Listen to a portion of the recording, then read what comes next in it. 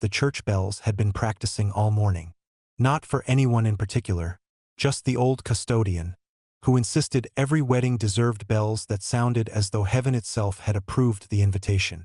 Their echoes drifted across the village square, over flower stalls, through narrow streets, and finally settled on Ashcroft Hall, where ribbons fluttered from every window. Tomorrow, Emily Hart would become Emily Whitmore. Everyone said she had found her prince. The newspapers called the Whitmores the county's golden family. Wealth, charity galas, old money, polished smiles. The kind of family whose photographs looked like paintings and whose secrets were never printed. Emily believed she'd been lucky. She had met Daniel at a charity fundraiser. He was kind, gentle, the sort of man who remembered birthdays, rescued spiders instead of crushing them, and laughed with his whole face. When he proposed beneath the old oak tree where they had shared their first picnic, she'd never doubted her answer. Yes, always yes. Ashcroft Hall buzzed with preparation. Florists hurried through marble corridors carrying peonies and white roses. Caterers wheeled silver trays through kitchens already warm from baking. Tailors made frantic last-minute adjustments while photographers argued over the best evening light. It was beautiful, perfect, or at least that's how it looked. 8-year-old Sophie thought weddings were wonderfully boring. Her Aunt Emily had promised cake. Instead, there had been speeches about seating plans. She wandered the corridors in search of adventure, her small shoes clicking against polished floors until she found the old library. It was quiet. Dust floated through shafts of sunlight. Rows upon rows of leather-bound books climbed to the ceiling. Sophie smiled. Now this looked promising. She slipped inside unnoticed. An ancient grandfather clock ticked loudly, making the silence feel even bigger. Behind one shelf she discovered a narrow reading alcove hidden by velvet curtains. Felt like a secret room. Perfect. She tucked herself inside with a storybook she'd found on a nearby table. Outside, footsteps echoed. Adult voices. Without thinking, Sophie stayed still. Tomorrow changes everything. The voice belonged to Margaret Whitmore, Daniel's mother. Elegant, always smiling, always perfectly dressed. There was another voice too, lower, calmer. I assume she's signed everything. Almost. Margaret sounded amused. She trusts us completely. The words made Sophie stop turning pages. There was a long pause. So after the wedding? Margaret answered without hesitation. After the wedding, she'll do exactly what this family needs. The other voice chuckled. And if she refuses? Margaret's laugh was colder than the marble floor. She won't even realize she's being guided. Silence. Sophie frowned. She didn't understand. Guided where? Another pause. Then chairs scraped. The conversation moved deeper into the room, too quiet to hear. Sophie hugged the book tighter. She knew adults talked about boring things. Money, paperwork, businesses. Maybe that was all this was. Yet something about Margaret's voice made her stomach feel strangely heavy. Not angry, not loud, certain, as though tomorrow wasn't just a wedding. It was the first move in a game everyone else had already agreed to play. The library door opened. Someone entered. Margaret's voice vanished instantly. "Oh," she said warmly. "There you are, Sophie." The little girl peeked around the curtain. Margaret smiled exactly as she always did. Kind, gentle, perfect. "Your aunt's been looking everywhere for you." Sophie smiled back. "Sorry." Margaret walked over and brushed a speck of dust from Sophie's shoulder. "You do have a habit of finding hidden places." There was nothing threatening about the gesture. Nothing at all. But as Margaret's eyes met hers for the briefest second, Sophie wondered. Had she known all along that someone was listening? "Charlie," a little boy sprinted across the lawn. "I'm here," the best man laughed. "Not you." A middle-aged electrician poked his head out of the marquee. "You mean me?" Before anyone could answer, the family's Labrador bounded over wearing a ribbon. Someone shouted, "No, the dog!" The bride burst into laughter. "So there are 3 Charlies?" "Apparently." The laughter drifted across the gardens like birdsong. Even the photographer paused to smile before raising his camera once more. "Right then," he called. "Let's try that again. And this time, only one Charlie if possible." The little boy saluted dramatically. The electrician disappeared back into the marquee, muttering something about extension leads. The Labrador, still proudly wearing his ribbon, barked as if disappointed not to be included. For a precious few minutes, everything felt wonderfully ordinary. Emily stood beside Daniel, her veil catching the afternoon breeze. She laughed until tears gathered in the corners of her eyes. "This," she whispered, "is exactly how I hoped today would feel." Daniel squeezed her hand. "Tomorrow will be even better." Across the lawn, Margaret Whitmore watched them with a smile that looked flawless to everyone else. Only Sophie noticed it never quite reached her eyes. She hadn't stopped thinking about the library. "She'll do exactly what this family needs." The words kept echoing in her mind. Adults said strange things all the time. Maybe she'd misunderstood. Maybe. But every time Margaret looked at Aunt Emily, it felt less like a future mother-in-law admiring the bride, and more like someone inspecting something she'd already paid for. Sophie shivered. "You cold?" She turned to find Aunt Emily kneeling beside her, gently brushing a strand of hair from her face. "A little." Emily slipped off her own cream-colored shawl and wrapped it around Sophie's shoulders. "There," she said. "Can't have my favorite niece catching a chill." Sophie smiled. "You only have one niece."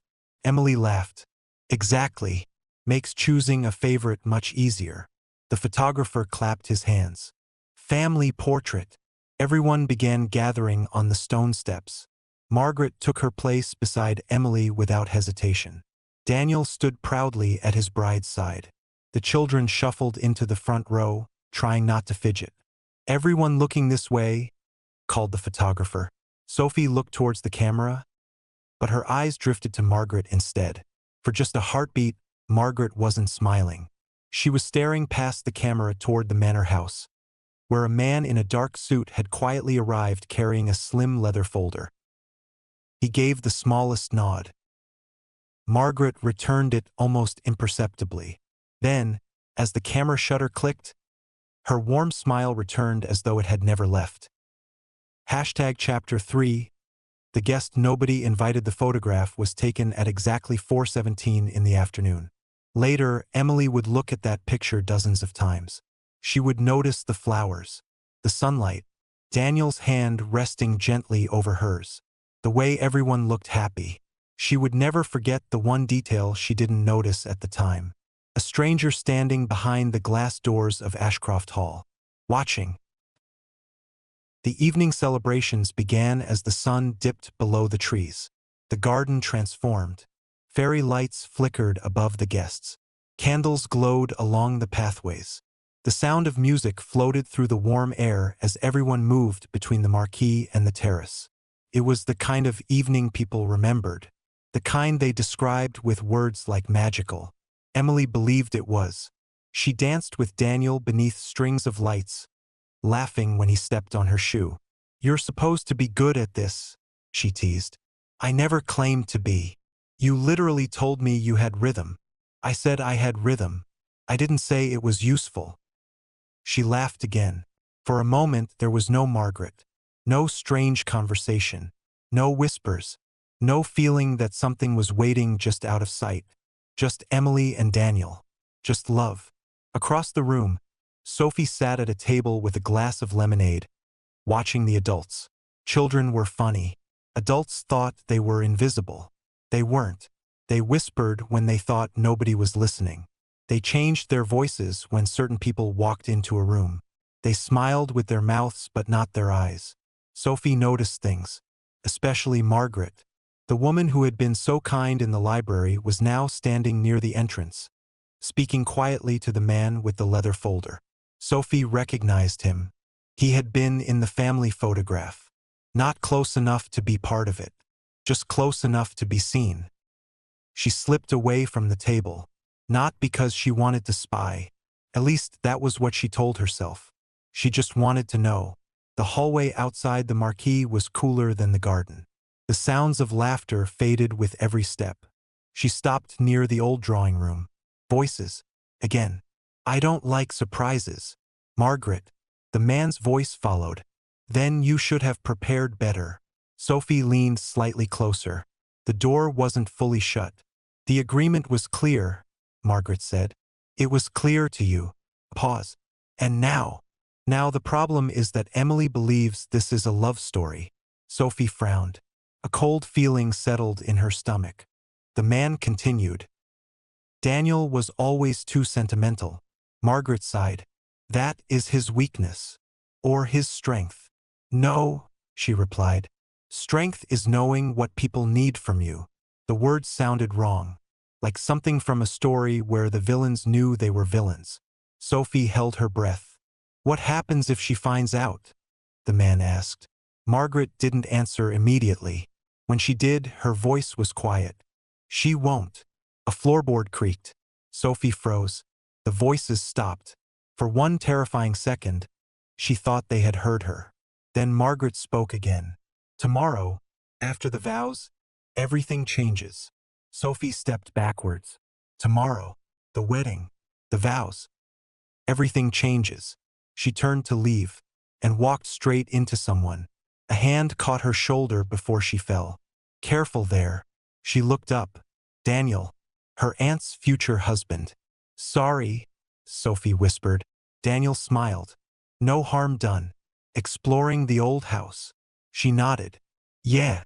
He glanced toward the drawing room door, then back at her.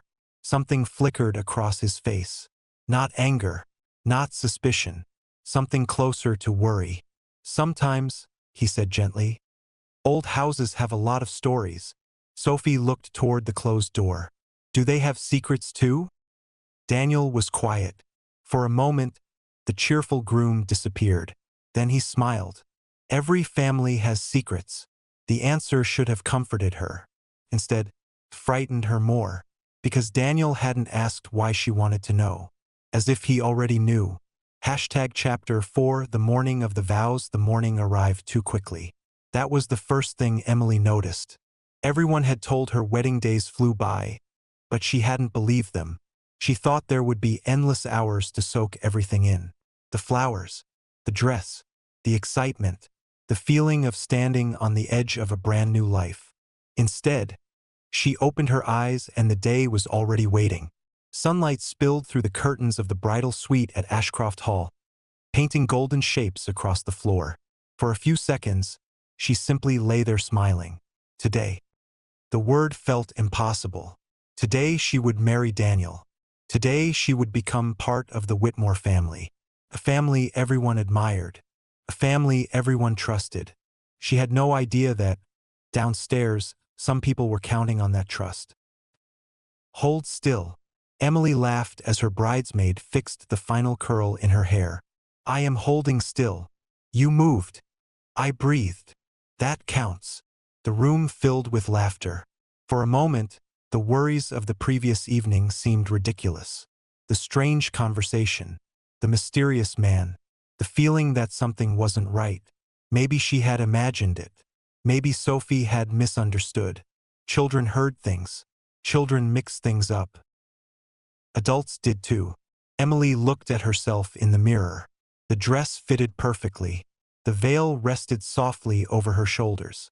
She looked exactly how she had imagined she would look when she was a little girl pretending a curtain was a wedding gown. You look beautiful. Emily turned. Sophie stood in the doorway. Her hair was neatly brushed. Her little flower girl dress perfectly arranged. But she wasn't smiling. Emily immediately noticed. What is it? Nothing. Emily knew that answer. Every adult knew that answer. Nothing was almost never nothing. She crouched down. Sophie. The little girl looked at the floor. Do you like Daniel? The question surprised Emily. Of course I do. Do you trust him? Emily smiled. Yes. Sophie nodded slowly. Then she looked toward the hallway. Good. Why did you ask? Sophie opened her mouth, then closed it. Because how could she explain? How could she tell Aunt Emily that the beautiful house full of flowers and music felt like it was hiding something underneath? Before she could answer, Margaret appeared at the door. There you are. Her voice was warm. Perfect. Always perfect. Sophie, the photographer needs you downstairs. Sophie looked at Emily. Emily noticed the hesitation. Just a tiny pause. But it was there. Go on, Emily said gently. The little girl left. Margaret watched her disappear, then turned back. Children have such vivid imaginations. Emily smiled politely. They do. They create stories from nothing. The sentence sounded harmless, but something about it stayed with Emily. Margaret. Yes. Is everything okay? For the briefest moment, Margaret looked surprised. Then she laughed softly. My dear, today is your wedding day. Everything is wonderful. She stepped closer and adjusted Emily's veil. A motherly gesture, almost affectionate. You are about to become a Whitmore. Emily smiled. She should have felt proud. Instead, she felt strangely cold. Downstairs, Daniel stood alone in the empty ceremony room. The chairs were arranged. The flowers were perfect. The aisle waited.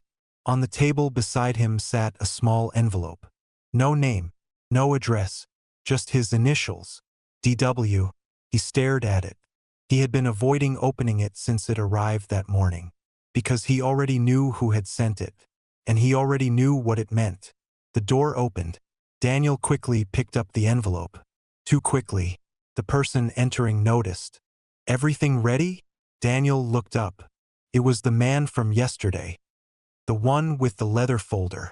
Daniel's expression changed. What are you doing here? The man smiled. The same thing everyone else is doing. He glanced around the room, making sure today goes exactly as planned. Daniel tightened his grip on the envelope. This wasn't supposed to happen. The man's smile faded. No. He stepped closer. It wasn't. Pause. That's why you need to decide whose side you're on. Outside, the bells began to ring. The wedding guests started taking their seats. And somewhere upstairs, Emily was walking toward a future she believed she understood. She didn't know that before the day was over, her perfect wedding would become the beginning of the biggest secret the Whitmore family had ever hidden. Chapter 5: The Promise Before the Promise. The bells of Ashcroft Hall had never sounded louder. They rolled across the gardens, through the open windows, and down the long stone corridors where generations of Whitmores had walked before. Guests stood. Conversations stopped. Cameras lifted. Everyone turned toward the entrance. Emily waited behind the doors with her hand resting lightly on her father's arm. For years she had imagined this moment. The music, the flowers, the feeling of stepping into a new chapter. But standing there now, she felt something she hadn't expected. A question. Not am I ready? She was. Not do I love Daniel? She did. The question was smaller, quieter. Why does something feel wrong? The doors opened, and the feeling disappeared beneath a wave of emotion. Daniel looked up. Everything else faded. For all the whispers, for all the strange conversations, for all the secrets hidden behind polite smiles, there was Daniel, the man who had held her when her father was ill, the man who knew she hated thunderstorms, the man who made coffee for her every morning, even though he didn't drink it himself. He smiled, a real smile, and Emily knew why she was here, because she loved him. Sophie stood at the front beside the other children, carefully holding the small basket of flowers. She was trying very hard to act grown-up. But grown-ups were confusing. They said one thing and meant another. They smiled when they were angry. They said everything was fine when it clearly wasn't. She looked at Daniel. He looked nervous. Not excited nervous. Different. Like someone waiting for a door to open. Like someone who knew what was behind it. Then she looked at Margaret. The difference was even clearer. Margaret looked completely calm. Too calm. The ceremony began. The words were beautiful. Promises. Faith. Forever. Everyone listened. But some promises are made with love. And some are made because people are afraid of what happens if they don't. When the vicar asked Daniel if he took Emily as his wife, there was a pause. Only a second. Barely noticeable. But Sophie noticed. Daniel. His eyes moved to Emily, then to Margaret, then back. I do. The room relaxed. People smiled. Someone quietly cried. The photographer captured the moment. Perfect image. Perfect beginning. Except nobody noticed Daniel's hand had tightened around something in his pocket. A small folded piece of paper. The same one that had arrived that morning. At the reception, everyone celebrated. The first dance. The speeches. The champagne. The laughter. Emily's father gave a speech that made half the room emotional and the other half pretend they weren't. Emily has always believed the best in people, he said. Sometimes that is her greatest strength. He paused. And sometimes, he smiled. It worries me. Everyone laughed. Emily shook her head. But Margaret didn't laugh. She simply watched. Later, as the evening darkened, Sophie wandered outside. She needed air. The grown-up voices were too much. Inside the marquee, everyone talked over one another. Outside, the garden was quiet. She walked past the roses and stopped near the old fountain. That was when she heard voices. Again, she froze. The same voices. Margaret. And the man with the folder. You promised me this would be finished today. Margaret sounded irritated.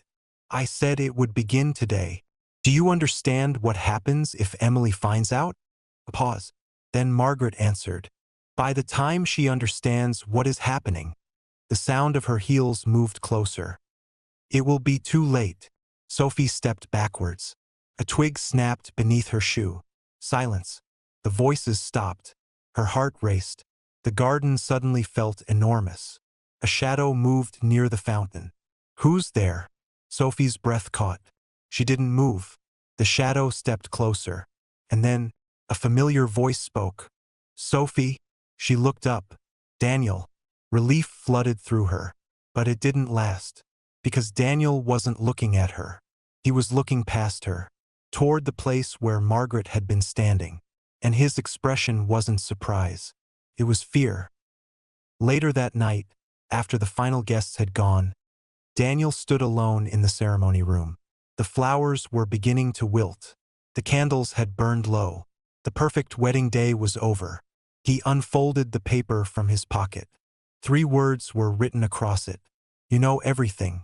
Daniel stared at the message. Because the worst part wasn't that someone had sent it. The worst part was, they were right. Chapter 6, The Things We Inherit. Morning arrived quietly at Ashcroft Hall. Too quietly. The kind of quiet that follows a storm, even when the storm never came. The flowers from the wedding still decorated every room. White roses lined the staircase. Candles sat half-burned on tables. Glasses remained abandoned where guests had left them. To anyone looking in from the outside, it was the morning after a beautiful celebration. A successful wedding. A happy beginning. But inside the house, nobody felt like celebrating. Not anymore. Emily woke up beside Daniel and smiled. For a few seconds, she forgot everything. The wedding, the whispers, the strange feeling that had followed her all day. She turned and looked at him. Her husband. The word still felt strange. Morning. Daniel opened his eyes. Morning. She laughed softly. You look exhausted. I am. Long wedding. A smile appeared. Something like that. She studied him. There was something different. Not distance. Not exactly. More like he was carrying something heavy and trying not to let anyone see. Daniel. Yeah. Are you happy? The question caught him completely off guard. Because it was the one question he hadn't prepared for. Not what's wrong. Not what are you hiding. Just, are you happy? He looked at the woman he loved. And for one terrible moment he considered telling her everything. The truth about his family. The truth about the agreement. The truth about why Margaret had wanted this marriage more than anyone. But then he remembered the warning. You know everything. And he remembered the second line written underneath. But she doesn't. No, he said quietly. Emily's face fell. Daniel quickly corrected himself. No. Sorry. He reached for her hand. I mean yes. I'm happy. Pause. I'm just tired. Emily smiled. But she noticed a tiny hesitation, the smallest crack. And once you see a crack in something beautiful, you start wondering how deep it goes. Downstairs, Margaret Whitmore sat at the breakfast table reading the newspaper. She looked completely peaceful. A woman who had hosted a wedding. A woman who had welcomed a new daughter into the family. A woman with nothing to hide. Until the man with the leather folder entered. "You shouldn't have come back here." Margaret didn't look up. "Good morning to you too, Richard." He placed the folder on the table. The wedding changed nothing. Margaret folded the newspaper carefully. On the contrary, she looked at him. It changed everything. "Emily is not as unaware as you think." A faint smile crossed Margaret's face. "Everyone underestimates kind people." Richard frowned. "She knows something. Everyone knows something." Margaret picked up her coffee. "The trick is making sure they don't know the right thing." Across the room, Sophie sat quietly eating toast. She wasn't supposed to listen. She knew that. But she also knew something else. Adults only whispered when they didn't want children to hear. And adults only stopped talking when they realized children might have heard. She watched Margaret. The woman smiled at her. "Sophie, darling, did you sleep well?" Sophie nodded. "Yes. Good." Margaret spread jam onto her toast. "Big day yesterday." Sophie looked down. "Yes. You must have been very excited." Another nod. Margaret tilted her head. "You saw a lot of things yesterday, didn't you?" The knife stopped moving. Just for a moment. Sophie noticed. "I saw the wedding." "Of course you did." Margaret smiled. "What else?" The question sounded casual. Too casual. Sophie looked toward the window. She remembered the library, the drawing room, the garden. She remembered Margaret saying too late. "I don't know." Margaret continued smiling. "Good." The word felt strange, like she hadn't been asking a question. She had been checking an answer. Later that afternoon, Emily decided to unpack the final boxes from her old apartment. Felt symbolic. The last pieces of her old life. Her books, her photographs, her memories. Daniel helped carry them upstairs, until one box slipped open. Inside were old documents, letters, photographs, and one envelope she didn't recognize. There was no name on it, no address, just a date, 10 years earlier. Emily picked it up. "Daniel." He froze. Not dramatically, not obviously, just enough. "What? Do you know what this is?" He looked at the envelope, and all the color disappeared from his face. "Where did you get that?"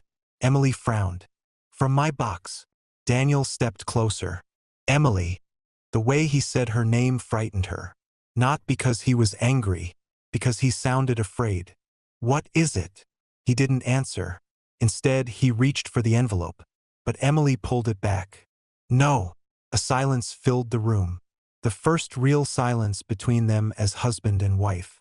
"I think," Emily said slowly, "you need to tell me why this scares you."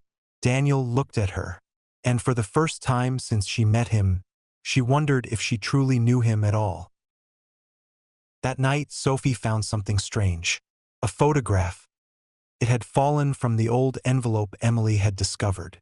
A photograph of Ashcroft Hall, 10 years earlier, and standing outside the house was Emily, but she wasn't alone. Beside her was a woman Sophie had never seen before, a woman who looked exactly like Margaret, except younger, and beside them was a little girl holding the same flower basket Sophie had carried at the wedding. Sophie stared at the picture, because written on the back were 5 words. The first mistake we made. Chapter 7, the photograph that should not exist. Sophie stared at the photograph until the words on the back blurred. The first mistake we made. She read it again and again. Children were not supposed to be scared by photographs. Photographs were supposed to be happy. Birthdays, holidays, Christmas mornings. People smiling because they wanted to remember a good moment. But this photograph felt different. Felt like a warning. She turned it over. The image showed Ashcroft Hall exactly as it looked now, only younger somehow. The trees were smaller. The stone walls were cleaner. The gardens hadn't yet grown into the grand display they were today. And there was Emily, not as a bride, not as Aunt Emily, just Emily, young, standing beside a woman Sophie didn't recognize. Except, she did. The face was different because of age, but the eyes were the same. Margaret. Sophie dropped the photograph onto the bed. No. The word came out as a whisper, because if Margaret was in the photograph, then Margaret had known Emily long before the wedding. Emily sat at the edge of the bed, holding the old envelope. Daniel had finally admitted something. Not everything, just enough to make things worse. My family and yours have history. That was all he had said. History. A harmless word. A word people used when they didn't want to say secret. Why didn't you tell me? Daniel looked away. Because I didn't know how. Emily laughed once. Not because it was funny. Because she couldn't believe what she was hearing. You didn't know how to tell me that your mother knew me before we met? Daniel stayed silent. And silence was an answer. Daniel. He sat down. I found out after we were already together. What did you find out? He looked at her. The Whitmores knew your family. Emily frowned. My family? Yes. How? Another pause. Then, I don't know. And that was the worst answer. Because Daniel wasn't lying. He genuinely didn't know. Downstairs, Margaret poured 2 glasses of wine. Richard watched her. You should have destroyed that photograph. I thought I had. You thought. Margaret's expression hardened. I removed everything from the old files. Clearly not everything. She looked toward the ceiling. Toward where Emily was. She was never supposed to find out this way. Richard laughed quietly. Find out what exactly? Margaret didn't answer. That her marriage was arranged? Silence. That her family owes us?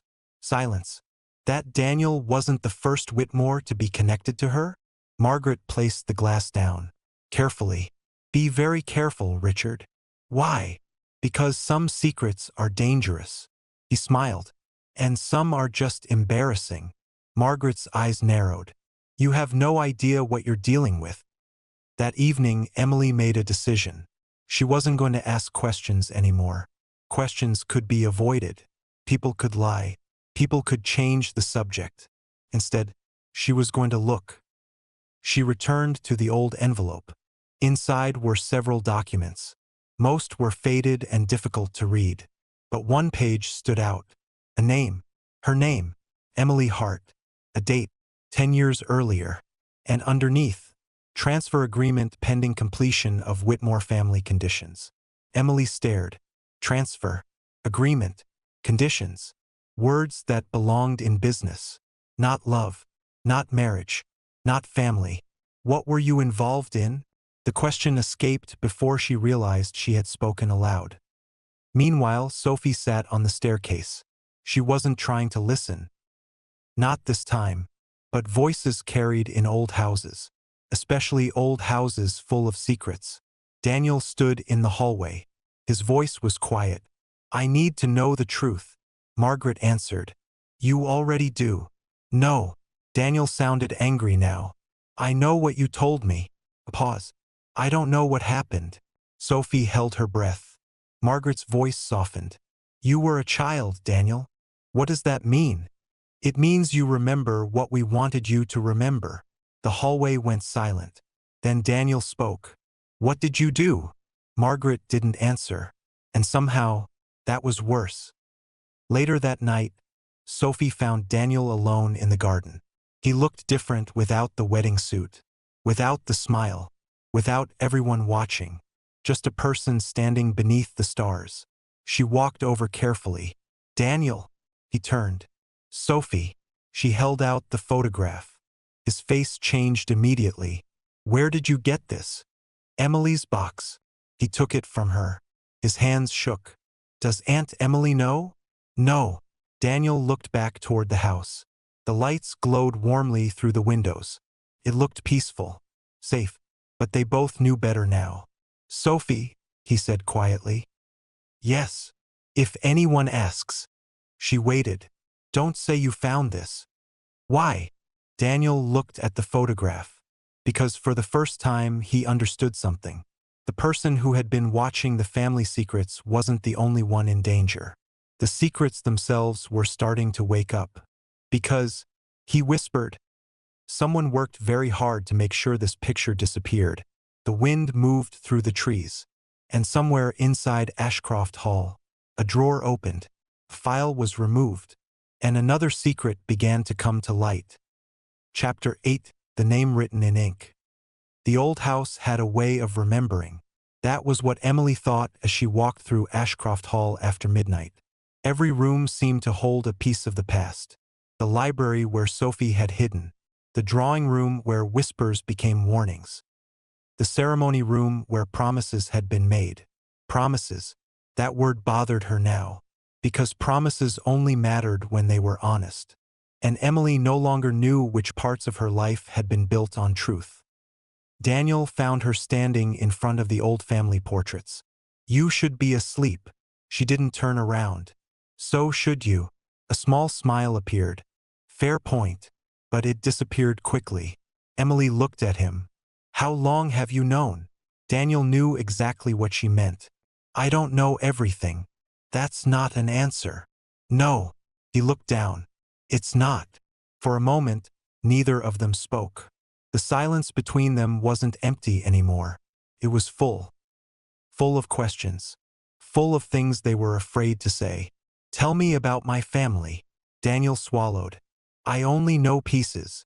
Then give me the pieces. He hesitated. When my father was alive, he kept records.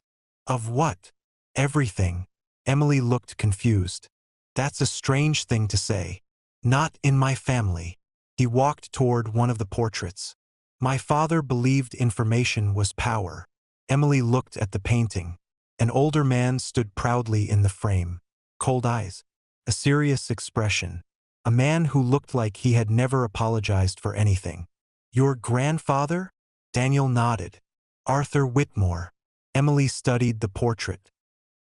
He looks charming. Daniel almost laughed. He wasn't. The next morning, Emily made a decision. She was going to leave. Not forever. Not yet. But she needed space. A place where nobody knew her. A place where nobody watched her. She packed a small bag. Only essentials. Clothes. Her laptop. The old envelope. The photograph. When Daniel saw the bag, his expression broke. You're leaving. I need answers. I can help you. Can you? The question hurt him. Because he knew why she asked. You married me knowing there were secrets. I married you because I loved you. And I love you. Then why did I have to find out from a photograph? Daniel had no answer. Not one that wouldn't make everything worse. Downstairs, Margaret was already waiting. Of course she was. She stood by the fireplace holding a cup of tea. Like this was an ordinary morning. Going somewhere? Emily stopped. You knew. Margaret smiled sadly. I suspected. Did you know about the photograph? That tiny pause told Emily everything. Margaret, the older woman sighed. You always were more observant than people gave you credit for. Emily felt a chill. Always. Margaret walked closer. Your mother was the same. Emily froze. My mother. There it was. The first crack. A name. A memory. Connection. Margaret continued. She was intelligent. Determined. You knew my mother? Yes. How? Margaret looked toward the portrait gallery. Because your mother was involved with this family long before you were. Emily's voice lowered. Involved how? But Margaret didn't answer. Instead, she asked, do you remember the summer you were 8? Emily frowned. Why? Because you were there. A strange feeling moved through Emily. A memory. Not clear. Not complete. A garden. A house. A woman crying. A voice telling her to forget. I don't remember. Margaret's expression softened. Exactly. Across town, Sophie sat with Daniel in a quiet cafe. She had insisted on coming. Daniel had tried to say no. She had ignored him. You can't just investigate things alone, she said. Daniel stared at her. You are 8. I know. You shouldn't be involved. I already am. He couldn't argue with that. Children were often dragged into adult problems because adults thought they were invisible. Sophie stirred her hot chocolate. So what does the photograph mean? Daniel looked at it again. I don't know. You're lying. He looked surprised. How do you know? Because adults always say, I don't know, when they mean, I don't want to tell you. Daniel actually smiled. Then he became serious. The woman beside Emily. Margaret. No. Sophie looked confused. Then who? Daniel tapped the photograph. I've seen her before. Where? He stared at the picture. In my father's old files. Pause. And her name was Eleanor Hart. Sophie looked at him. Emily's mum? Daniel nodded. Yes. And? Daniel's voice dropped. And according to my father's records. He stopped. What? Daniel looked toward the cafe window, because saying the words out loud would make them real. She wasn't supposed to disappear. Back at Ashcroft Hall, Emily stood alone in the library. Margaret had left her there, not because she wanted Emily to find answers, because she knew Emily would. On the desk sat an old leather-bound book, a family record. Emily opened it. Names, dates, births, deaths, agreements. Then she saw it. A page marked with a faded ribbon. Whitmore Family Trust Agreement below it. A handwritten note. Not Margaret's handwriting. Not Daniel's. Her mother's. Emily touched the page. Her mother's words. After all these years. Only one sentence. If Emily ever finds this, tell her the Whitmores did not save us. Emily stopped breathing. Then she read the next line. They owned us. Chapter 9, The Woman Who Left a Warning. Emily read the sentence 3 times. Then a fourth. The words didn't change. They stayed there on the page, written in her mother's handwriting. They did not save us. They owned us. For years, Emily had remembered her mother as someone who was always tired. That was the memory, not the whole person, just fragments. A woman sitting at the kitchen table late at night. A woman whispering on the phone. A woman who hugged her tightly whenever someone knocked on the door. At the time, Emily thought her mother was worried about ordinary things. Bills, work, life. Now she wondered, had she been afraid? The library door opened. Emily quickly closed the book. Daniel stood there. He looked exhausted, like he hadn't slept. You're here. She gave a humorless laugh. Where else would I go? He stepped inside. I found something. So did I. Neither moved. Neither trusted the other enough to ask first. Finally, Daniel spoke. I found my father's private archive. Emily stared. You found it. It was hidden behind a panel in his study. Of course it was. A bitter smile crossed her face. Your family really does enjoy dramatic hiding places. Daniel almost smiled. Almost. But then he remembered what was inside. And the smile disappeared. I found records about your mother. Emily went still. What records? Daniel placed a folder on the table. I think you should see them. She opened it. The first page was dated 20 years earlier. Subject: Eleanor Hart. Emily's hands trembled. Why would your father have a file on my mother? Daniel didn't answer, because he knew the answer was worse than the question. The documents were not letters. They were observations, notes, reports, like Eleanor Hart had been a problem to solve. Emily reads silently. Eleanor continues to resist agreement terms. Agreement terms. There were those words again. She turned the page. She has become suspicious of the arrangement. Arrangement. Her heartbeat quickened. What arrangement? Daniel shook his head. I don't know. She looked at him. You don't know? No. He stepped closer. My father died before he could explain everything. But he left all this? Yes. Why? Daniel looked at the papers. Maybe he wanted someone to find it. Emily stared. Or maybe he wanted someone to continue it. Neither of them spoke, because both possibilities were terrifying. Across town, Margaret sat alone in her office. The room was filled with old photographs, awards, family portraits, memories carefully arranged. Richard stood by the window. "You should tell her." Margaret didn't look up. "No. She deserves the truth. The truth destroyed her mother." Richard turned. "Or perhaps hiding it did." Margaret's expression hardened. "You weren't there." "No. But I was." A silence followed. For the first time, Margaret looked tired. Not powerful. Not controlled. Just tired. "Your mistake," Richard said quietly, "is believing you are protecting people." Margaret looked at him. "And your mistake is believing you understand what happened." Emily turned another page, then stopped. A photograph fell out. Not the same one Sophie had found. A different one. This time, Emily recognized the place. Her childhood home. And standing outside it was Daniel. Only he was younger. Much younger. A child. Emily looked at him. "What is this?" Daniel stared at the photograph. "I don't know." But this time Emily heard it. The hesitation. The fear. "You do." Daniel looked away. "Emily, tell me." "I remember that house." Her face changed. "What?" "I remember being there." "Why?" He closed his eyes. "Because my father took me there." The room felt suddenly smaller. "Why would he take you to my house?" Daniel didn't answer immediately. Then he said, "Because he wanted me to meet you."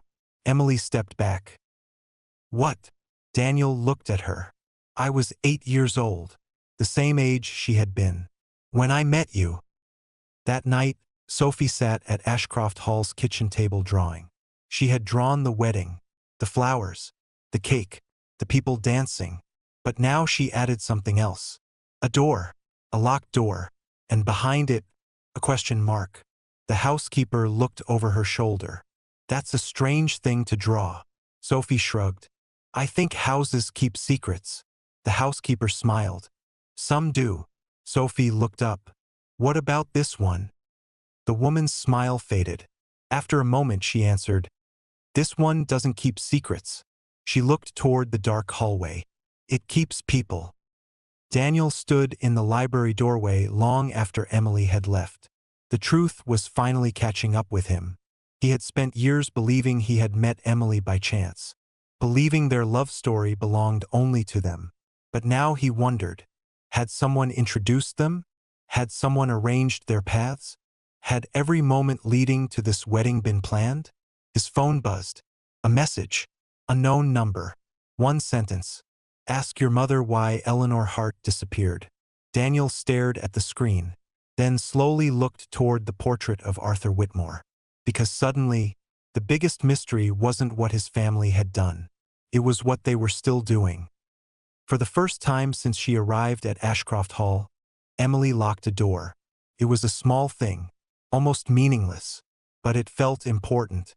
The woman who had always believed trust was the foundation of every relationship had finally reached a point where she needed a barrier, even if it was only wood and a brass handle. She sat on the floor beside the bed with the photograph in her hands. Daniel, 8 years old, standing outside her childhood home. She stared at his face, trying to find the boy she remembered, trying to find the man she loved, trying to understand how both could be true, because Daniel had been her safe place, her certainty, the one person in the Whitmore family she never questioned. And now he was another mystery. "Emily." His voice came softly through the door. She closed her eyes. "I need time." "I know." "Do you?" Silence. Then, "Yes." She almost laughed. "That might be the first honest thing anyone has said to me in days." The words hurt him. She knew they did. But she couldn't apologize. "Not yet. Please open the door." "No." A pause. "Okay." The fact that he didn't argue surprised her. "I'll be downstairs." His footsteps moved away. Emily looked at the door. Part of her wanted him to stay. Part of her was terrified he would. Downstairs, Daniel stood in the empty kitchen. The same kitchen where, only days before, everyone had laughed and celebrated. Now it felt like a courtroom. And he was the person on trial. Margaret entered. She didn't look surprised. You told her. It wasn't a question. Daniel turned. You knew. Of course I knew. How? Because I know you. His expression hardened. No. He shook his head. You knew the version of me you created. For the first time, Margaret looked wounded. Daniel, did you know? She was quiet. Did you know we met before? The silence answered before she did. Daniel stepped back. All this time, Margaret looked away. I was trying to protect you. No. His voice broke slightly. You were controlling everything. I was protecting you from the truth. What truth? Margaret looked toward the window. The truth that your father was not the man you thought he was. The old clock in the hallway ticked. Once, twice, 3 times. Daniel waited. Finally, Margaret spoke. Your father believed families were built on loyalty. That's not a bad thing. No. She looked at him. But he believed loyalty was something you could purchase. Daniel frowned. What does that mean? Margaret walked to the cabinet and removed an old file. She placed it on the table. This. Daniel opened it. Inside were records, contracts, names, photographs, and one page marked Project Legacy. He looked confused. What is this? Margaret didn't answer. Daniel. She sat down. When your father discovered Eleanor Hart was in financial trouble, he offered help. Help. Money. Legal support. Protection. Daniel read the page. And in exchange? Margaret's eyes lowered. In exchange, he expected loyalty. Daniel's stomach turned. From her. From her family. Emily finally opened the door an hour later. Daniel was sitting outside. On the floor. Like he had been waiting there the whole time. You stayed. Yes. Why? His answer was immediate. Because I know what it feels like to discover your whole life isn't what you thought it was. She looked at him. For a moment, she saw not the husband who had secrets, but the little boy in the photograph. The child who had also been trapped in someone else's plan. What happened when we met? Daniel looked down. I remember a garden. Emily frowned. What? When we were children. Faint memory stirred. A summer afternoon. A boy with scraped knees. A boy who gave her a flower because she was crying. She whispered, that was you. Daniel nodded. You were upset. Why? I don't know. He smiled sadly.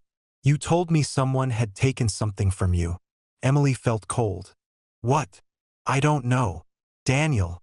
I swear. He looked at her. I don't remember everything. Meanwhile, Sophie had found something. Not another photograph. Not another document. Something much simpler. A key. It was hidden beneath a loose floorboard in the library. She hadn't been searching. She had only noticed the board move when she walked across it. The key was old, heavy, engraved with a single letter. H. She turned it over.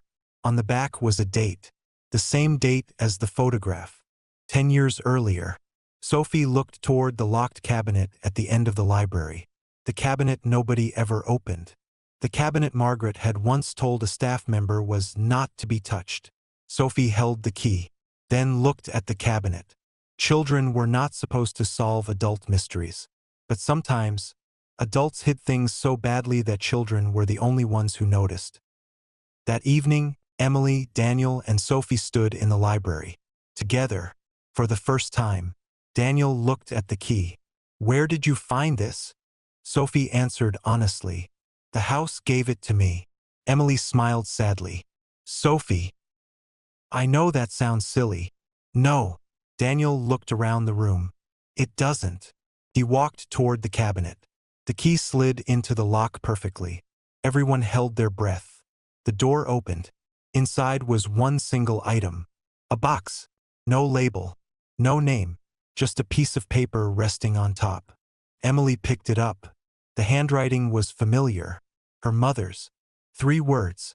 For my daughter. Emily looked at Daniel. Then at Sophie. Then slowly opened the box.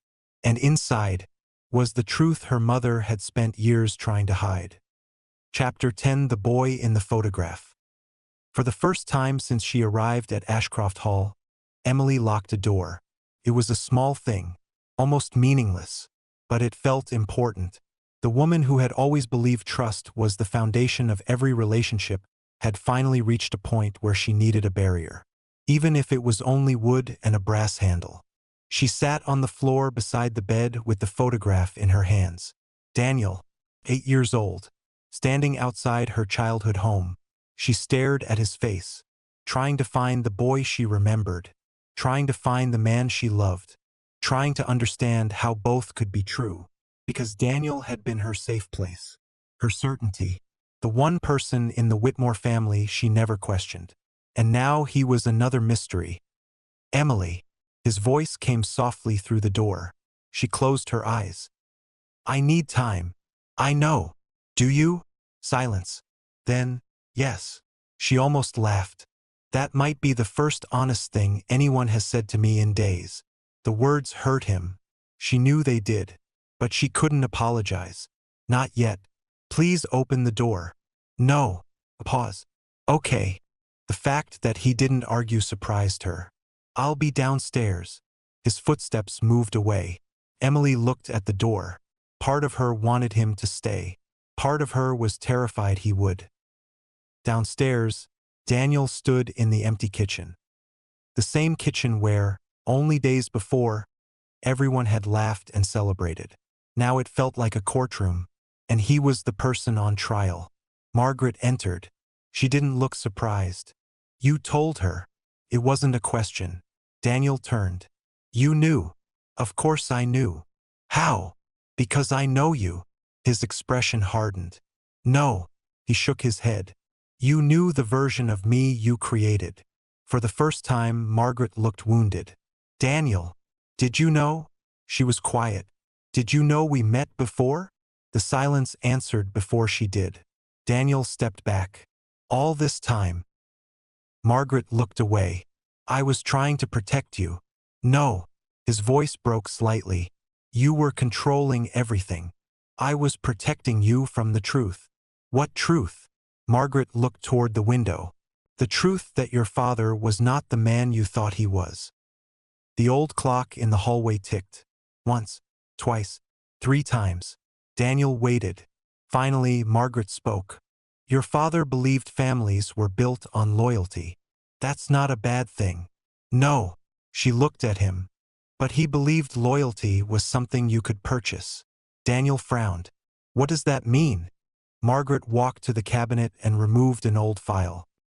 She placed it on the table. This. Daniel opened it. Inside were records, contracts, names, photographs, and one page marked Project Legacy. He looked confused. What is this? Margaret didn't answer. Daniel. She sat down. When your father discovered Eleanor Hart was in financial trouble, he offered help. Help. Money.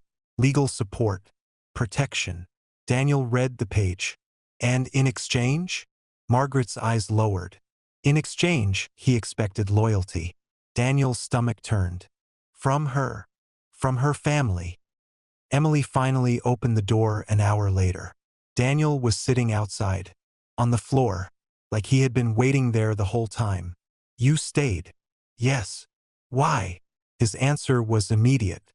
Because I know what it feels like to discover your whole life isn't what you thought it was. She looked at him.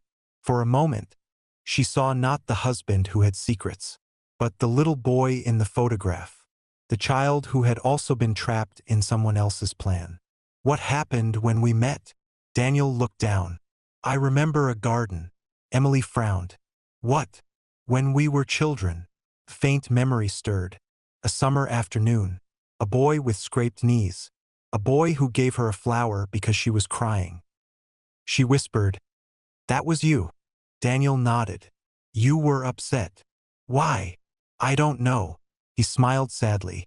You told me someone had taken something from you. Emily felt cold. What? I don't know. Daniel. I swear. He looked at her.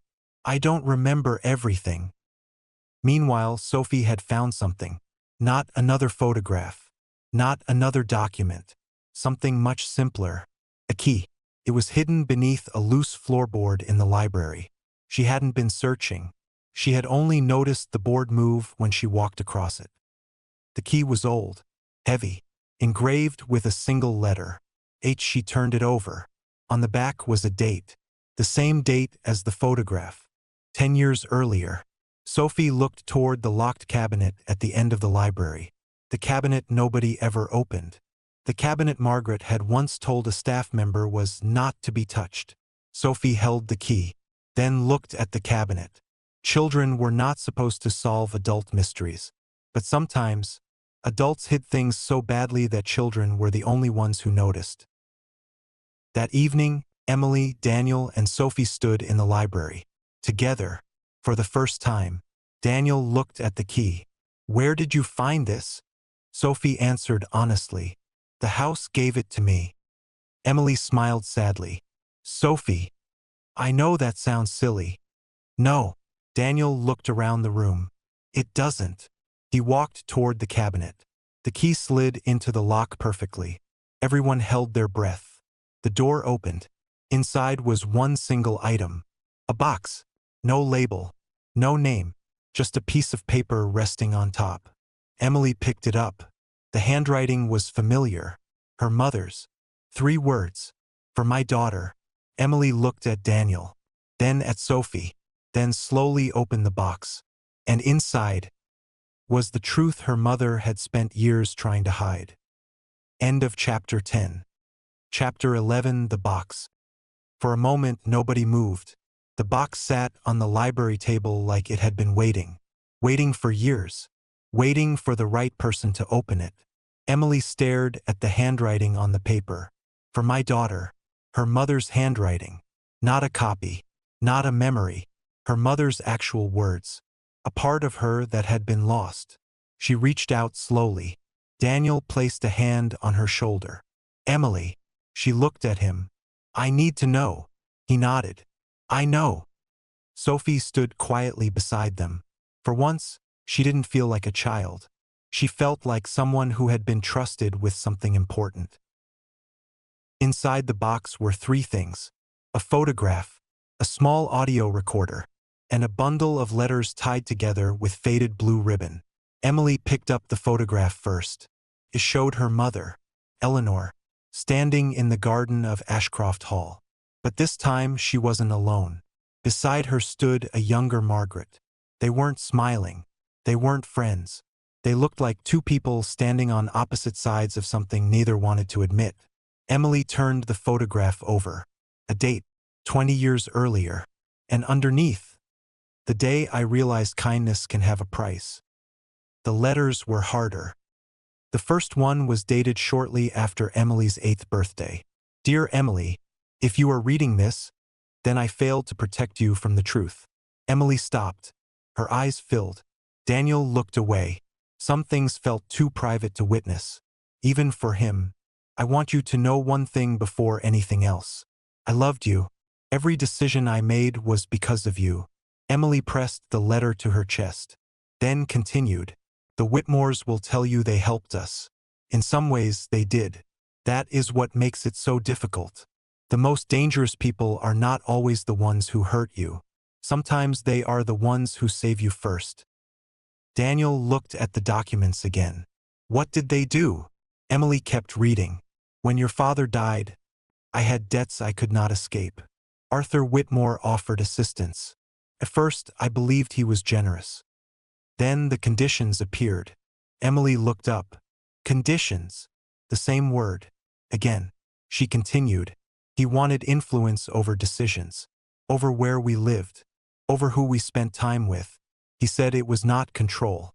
He called it protection." A bitter laugh escaped Emily. "Everyone in this family uses the same words." The audio recorder was old. Daniel found batteries in a drawer. Nobody spoke while it clicked on. Static filled the room. Then, a woman's voice. "Eleanor." Emily covered her mouth. Her mother's voice. Older than her memories. But unmistakable. "If you are hearing this, Emily, then you are old enough to understand." A pause. "I am sorry." Emily closed her eyes. I tried to leave. The recording continued. But people like Arthur Whitmore do not build walls with bricks. A shaky breath. They build them with favors. Daniel looked down. His face had changed. Because he understood. His family hadn't needed chains. They had used obligation. You owe us. That was the invisible prison. The recording continued. I met Margaret after I discovered the truth. Emily looked up. Margaret. She was not like Arthur. Daniel frowned. Emily looked confused. The recording went on. She wanted to fix what he had done. A silence. But she was too afraid. Daniel whispered. Afraid of what? Eleanor answered as if she had heard him. Afraid of losing everything. The final letter was addressed differently. Not to Emily. To Daniel. Everyone froze. Emily slowly unfolded it. Daniel Whitmore, if Margaret has allowed you to find this, then perhaps she finally understands. Daniel looked shocked. His name, written decades ago. You were never responsible for your family's choices. You were only a child. Emily looked at him. The same words Margaret had used. You were a child. But children inherit more than names. They inherit mistakes. Daniel swallowed. The library door opened. Everyone turned. Margaret stood there. Nobody knew how long she had been listening. For once, she didn't look powerful. She looked old. Tired. Emily held up the letter. You knew. Margaret didn't answer. You knew my mother left this. A pause. Yes. Why didn't you give it to me? Margaret looked at the box. Because I was afraid. Emily almost laughed. You? Margaret nodded. Yes. The honesty was more shocking than a lie. I spent years convincing myself I was protecting people. She looked at Daniel. Your father. Then Emily. Your mother. Then Sophie. The children. A tear appeared in her eye. And all I did was continue what he started. Nobody spoke. Then Sophie asked the question nobody else wanted to. Why did you want Aunt Emily to marry Daniel? Margaret looked at her. And for the first time, she answered simply, because I thought if she became family, I could finally undo what my family had done. Emily stared. That was your plan? Margaret nodded. But I made the same mistake Arthur made. What mistake? Margaret looked at the wedding ring on Emily's finger. I thought I could control the outcome. The room fell silent. Outside, the bells of Ashcroft Hall began to ring. Not for a wedding. Not this time. Just the old clock announcing the hour. A reminder. Time moved forward. Secrets didn't stay buried forever. Emily closed the box. The truth was painful. Messy. Not the simple villain story she expected. But maybe that was the hardest truth of all. Sometimes families were not broken by monsters. Sometimes they were broken by ordinary people who convinced themselves they were doing the right thing. Hashtag Chapter 12 The Family We Choose. Nobody spoke after Margaret left the library. Not because there was nothing to say. Because there was too much. The truth had finally arrived. And somehow, it was heavier than the secrets. Emily sat at the table with her mother's letters spread before her. For days she had imagined this moment. She imagined anger. She imagined shouting. She imagined someone admitting they were a villain. But Margaret hadn't done that. There was no dramatic confession. No excuse that made everything simple. Only regret. And somehow that made it harder. I don't know what to do with this. Emily's voice was quiet. Daniel sat opposite her. You don't have to decide today. She looked at him. Everyone keeps saying that. What? That I don't have to decide. She looked around the room. But everyone else decided things for me. Daniel lowered his eyes. She was right. Her entire life. People had moved pieces around a board she didn't even know existed. Her parents. The Whitmores. Even him. I should have told you. Emily looked away. Yes. The honesty hurt. But she appreciated it. I should have told you what I knew. Did you know before we married? Daniel hesitated. That hesitation was painful. Not everything. But something. Yes. Emily closed her eyes. The answer was the one she feared. I was afraid. Of what? Losing you. The words hung in the room. I thought if I told you everything I knew, you'd see me as part of them. Emily looked at him. And weren't you? Daniel didn't answer immediately. No. Then, but I was close. Downstairs, Margaret stood in the entrance hall. She watched the staff remove the last decorations from the wedding. The flowers that had taken months to arrange. The ribbons. The lights. Everything that had created the illusion of perfection. Gone within hours. Richard found her there. You told her. Margaret nodded. Yes. Why? She looked at the empty staircase. Because Eleanor was right. Richard frowned. About what? Margaret swallowed. The truth belongs to the person who was hurt by the lie. For once, Richard had no response. Sophie sat on the floor of the library surrounded by drawings. She had drawn the house again. But this time there was no locked door. The windows were open. What are you drawing? Emily stood behind her. Sophie smiled. The house after. After what? Sophie shrugged. After people stop hiding. Emily looked at the picture. It was simple. A child's drawing. But somehow it understood everything. Later that afternoon, Emily asked Margaret to meet her in the garden. The same garden where the photograph had been taken. The same place where everything had started. Margaret arrived alone. No Richard. No excuses. Just herself. I owe you an apology. Emily looked at the roses. You do. Margaret nodded. I know. A long silence. My mother hated this place. Margaret looked surprised. She didn't hate Ashcroft Hall. No. No. Emily turned. She hated what people did here. Margaret looked down. Yes. And you stayed. Yes. Why? Margaret looked toward the house. Because leaving would have meant admitting I was wrong. Emily frowned. That sounds like pride. It was. Margaret's voice cracked slightly. I told myself I stayed to fix things. A pause. But sometimes staying in a broken system only makes you part of it. The confrontation everyone expected never happened. There was no screaming, no dramatic revenge.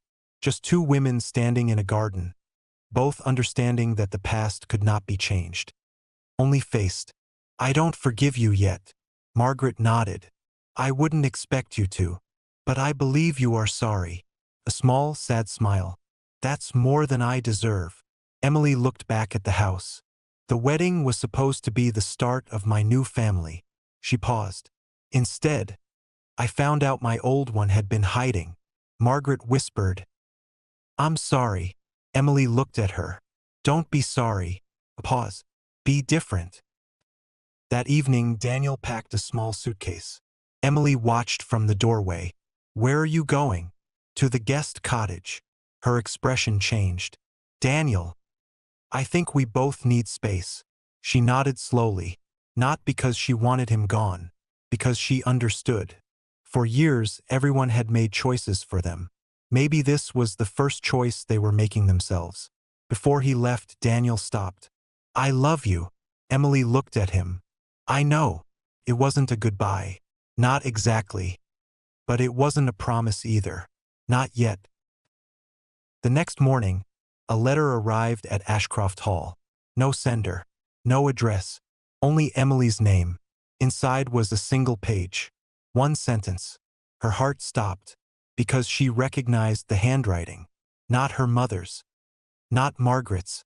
Arthur Whitmore's. The man who had been dead for 10 years. The message read, You found the wrong truth.